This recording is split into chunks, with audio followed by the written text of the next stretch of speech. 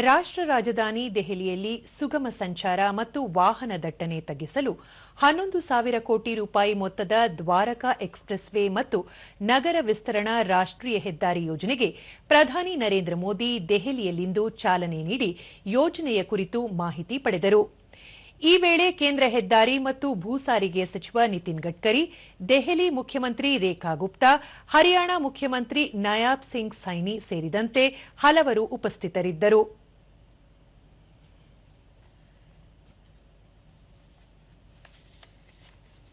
Road यूं ही 30 kilometre है और इसकी चौड़ाई 34 मीटर है। तो आप देख सकते हैं कि दिल्ली से गुरुग्राम की दूरी जो है वो अब कम हो जाएगी। साथ ही साथ ये जो एक्सटेंशन रोड बनाया गया है वो अपने आप में नायाब है। अब त्योहार का सीजन चल रहा है। ಬಳಿಕ ಪ್ರಧಾನಿ ನರೇಂದ್ರ ಮೋದಿ ಭಾರತವನ್ನು ಬಲಿಷ್ಠಗೊಳಿಸಲು ಶ್ರೀಕೃಷ್ಣ ಅವರಿಂದ ಸ್ಫೂರ್ತಿ ಪಡೆಯಬೇಕು ಹಾಗೂ ದೇಶವನ್ನು ಸ್ವಾವಲಂಬಿ ಮಾಡಲು ಮಹಾತ್ಮ ಗಾಂಧೀಜಿ ಅವರ ಮಾರ್ಗವನ್ನು ಅನುಸರಿಸಬೇಕು. ವೋಕಲ್ ಫಾರ್ ಲೋಕಲ್ ನಮ್ಮ ಜೀವನದ ಮಂತ್ರವನ್ನಾಗಿ ಮಾಡಿಕೊಳ್ಳಬೇಕು. ಆಗ ಮಾತ್ರ ನಿಗದಿತ ಗುರಿ ಸಾಧಿಸಲು ಸಾಧ್ಯ ಎಂದರು. ವೋಕಲ್ ಫಾರ್ ಲೋಕಲ್ ಮಂತ್ರದೊಂದಿಗೆ ಖಾದಿಗೆ ಆದ್ಯತೆ ನೀಡಲಾಗಿದೆ. ಮೇಡ್ ಇನ್ ಇಂಡಿಯಾ ಫೋನ್ಗಳ ತಯಾರಿಕೆಗೆ ಒತ್ತು ನೀಡಲಾಗಿದೆ. ಕಳೆದ 11 ವರ್ಷಗಳ ಹಿಂದೆ ದೇಶಕ್ಕೆ ಅಗತ್ಯವಿರುವ ಮೊಬೈಲ್ ಫೋನ್ಗಳನ್ನು ಆಮದು ಮಾಡಿಕೊಳ್ಳುತ್ತಿದ್ದೆವು. ಈಗ ದೇಶದಲ್ಲೇ ಮೇಡ್ ಇನ್ ಇಂಡಿಯಾ ಫೋನ್ಗಳನ್ನು ಬಳಸುತ್ತಿದ್ದೇವೆ. ಪ್ರತಿ ವರ್ಷ 30 ರಿಂದ 35 ಕೋಟಿ ಮೊಬೈಲ್ ಫೋನ್ಗಳನ್ನು ಉತ್ಪಾದನೆ ಮಾಡಲಾಗುತ್ತಿದೆ. ಜೊತೆಗೆ ರಫ್ತು ಕೂಡ ಮಾಡಲಾಗುತ್ತಿದೆ. ದೇಶದ ಯುಪಿಐ ವಿಶ್ವದ ಅತಿದೊಡ್ಡ ಡಿಜಿಟಲ್ ಪಾವತಿ ಎನ್ನುವ ಹೆಗ್ಗಳಿಕೆಗೆ ಪಾತ್ರವಾಗಿದೆ ಎಂದು ತಿಳಿಸಿದರು. ದೆಹಲಿಯಲ್ಲಿ ಅಭಿವೃದ್ಧಿಗೆ ಹೆಚ್ಚಿನ ಒತ್ತು ನೀಡಲಾಗಿದೆ. ಹೀಗಾಗಿ ಮೂಲ ಸೌಕರ್ಯಗಳಿಗೆ ಆದ್ಯತೆ ನೀಡಲಾಗಿದೆ. ನಗರ ವಿಸ್ತರಣಾ ರಸ್ತೆ ಯೋಜನೆಯಿಂದ ದೆಹಲಿಯನ್ನು ಕಸದ ರಾಶಿಯಿಂದ ಮುಕ್ತಗೊಳಿಸಲು ಸಾಧ್ಯವಾಗಿದೆ. ಈ ರಸ್ತೆ ನಿರ್ಮಾಣದಲ್ಲಿ ಲಕ್ಷಾಂತರ ಟನ್ ತ್ಯಾಜ್ಯ ವಸ್ತುಗಳನ್ನು ವೈಜ್ಞಾನಿಕವಾಗಿ ಬಳಸಲಾಗಿದೆ ಎಂದರು.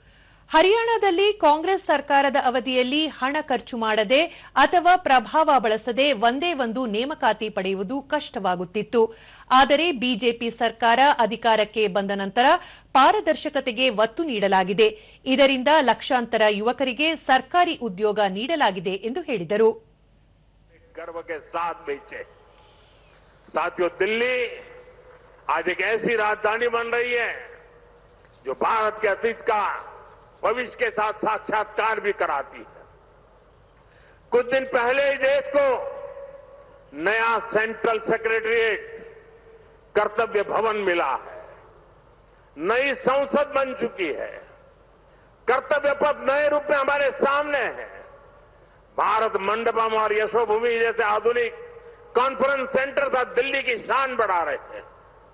ये दिल्ली को बिजनेस के लिए, व्यापार कारोबार के लिए बेहतरीन स्थान बना रहे हैं।